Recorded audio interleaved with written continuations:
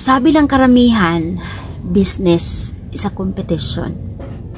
Para sa akin, hindi. Para sa akin, I disagree.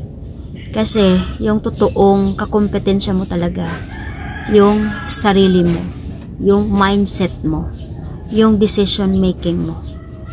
Kasi kung nag-business ka para makipag-compete ka sa ibang tao, hindi magandang paraan. Kasi parang bumabangon ka, parang nagtatrabaho ka para makipagkompetensya sa ibang tao.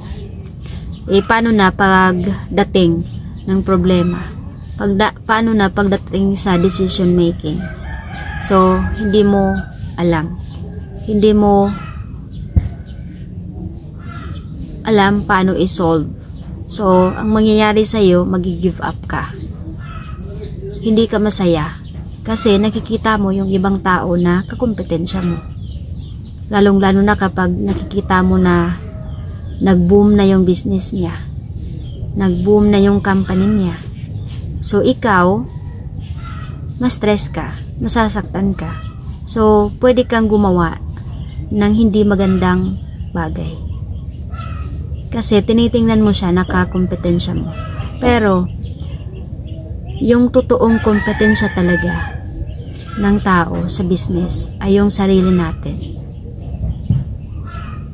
Kung business owner ka, ang kailangan mong tingnan ay yung tao mo, sarili mo, at growth mo, at decision making ninyo. Para maging masaya. Kasi kung nakatingin ka sa iba, hindi ka masaya. So, pwedeng ikalugi ng business mo kasi napanghinaan ka ng loob. Mahina yung loob mo kasi kumakapit ka sa ibang tao, nakatingin ka sa ibang tao. Pero kung strong yung foundation yung strong foundation decision making mo at mga choices mo, at pinapatatag mo yung mga tao sa paligid mo, sa business mo, ay hindi malabo na hindi aangat yung business mo. Kasi nakapokus na sa business mo, inaalagaan mo, di ba? Di ba? Pag may bibi ka, pag meron kang anak, di ba, hindi mo pwede tingnan yung anak ng iba. Nakapokus ka sa anak mo. Paano mo palakihin, paano mo paaralin, paano mo mabigyan ng magandang future, 'di ba?